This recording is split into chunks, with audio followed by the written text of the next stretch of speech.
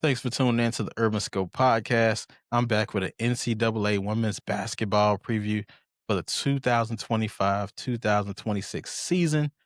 It's going to be season is approaching soon in a couple of weeks, and there are many storylines that will be exciting to see throughout the season. So, one of the most obvious storylines, of course, is surrounding South Carolina Gamecocks and Coach Don Staley. Now, everyone knows that Malaysia Fulwiley, she transferred to LSU. Um, so who will end up on the better side of history when it comes to South Carolina or Malaysia Fulwiley? Because Malaysia Fulwiley was very explosive coming off the bench, a very good scorer, just an all-around basketball player. Um, and she's somewhat undersized, a smaller player, but she was very creative. Like I always said, if you watch this podcast, you listen or watch this podcast, she's the female Allen Iverson, just the way she carries herself, the way she's coached, the way she's creative with the layups, the way she can score, just her aggressiveness. She doesn't bat an eye. She's fearless. So I always called her the female Allen Iverson in that regards. But she's a little bit difficult to coach. Um, Coach Staley, you can see they didn't see eye to eye on things. Malaysia Full Ali was coming off the bench. She is a product of South Carolina. She was a top recruit, but she kind of goes her own way sometimes. So how would that dynamic with Full Wally and Coach Mulkey end up in LSU? Will they be pushed to the next level? Because there's just not Malaysia Fulwiley there at LSU. You have Michaela Williams. You have a superstar in Flau'jae Johnson, who I think will be one of the top 3, 4, 5 recruits in the WNBA draft coming up next year in 2026. So you have all of those dynamics, and Mulkey is not going to be easier coached than Coach Staley. Mulkey is very demanding, as you see with her relationship with Flau'jae or her relationship with Angel Reese back in the day. She's a tough coach, but she means well. But I think she's a tough coach, and she's going to demand respect, and she's going to demand obedience from her players.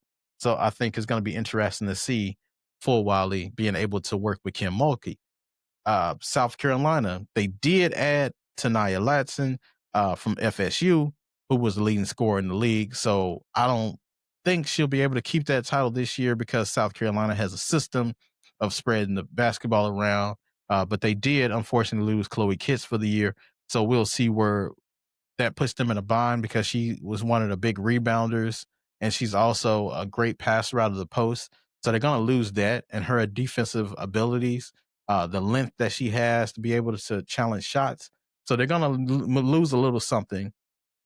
So they're going to need players to step up behind her, but adding one of, essentially a 30-point score, everybody can use a 30-point score in any league or any team. So I think South Carolina adding that will add a piece that they really never had. They've had scores before like Asia Wilson and, Pow Pow and players like that, but you never had a scorer like Tanaya Latson is. She's a pure scorer and can shoot from a myriad of places. So I think South Carolina will be competitive off that, but losing Chloe Kitts is a big loss. But who will have the better season between LSU and South Carolina? I predict it will be South Carolina, but it's yet to see. But I think both teams will be very competitive coming out of the SEC.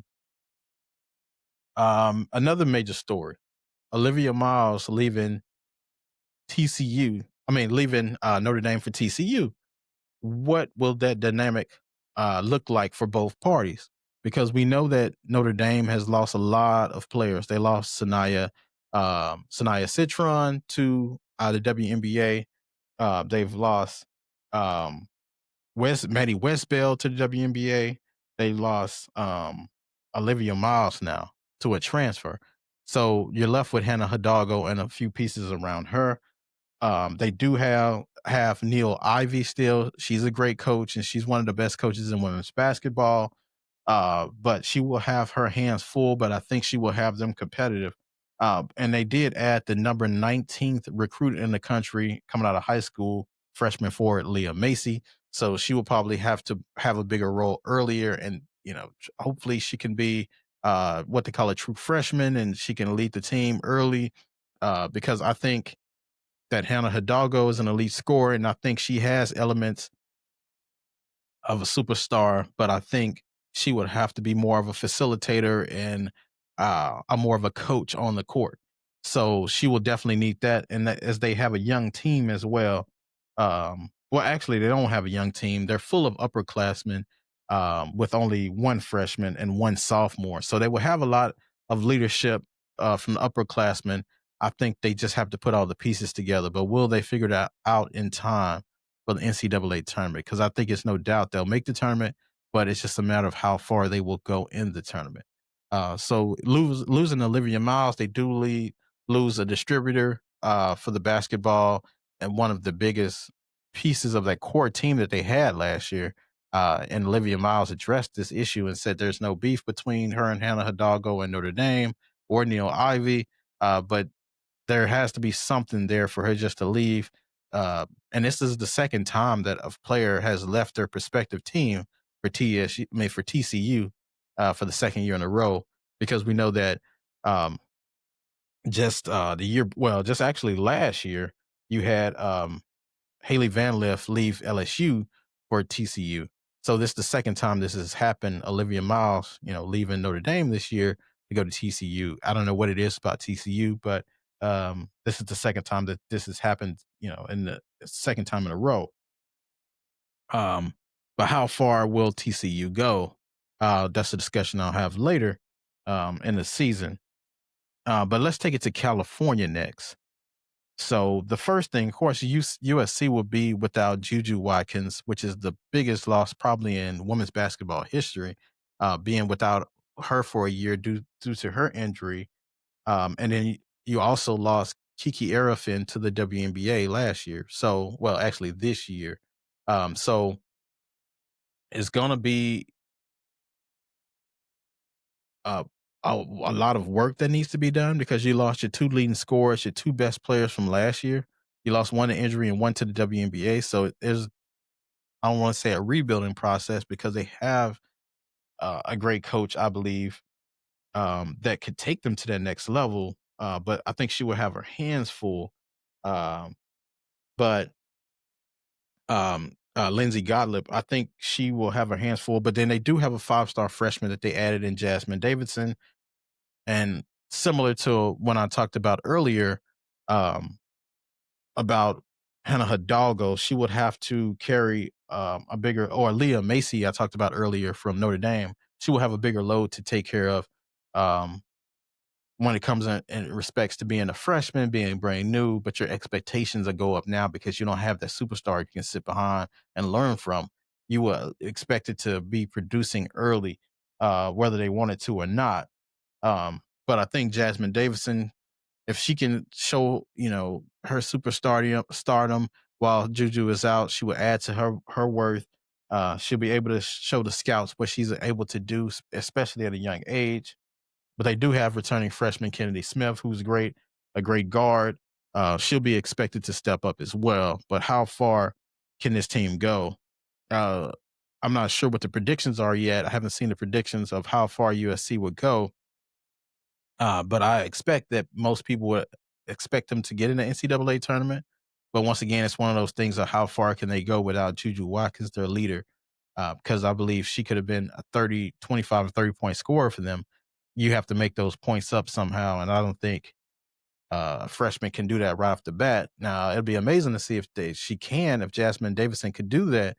Now, if she can do that, then you pair her with a Juju Watkins coming back. You have an elite team, a team that's Final Four worthy, that can hoist up that trophy one day.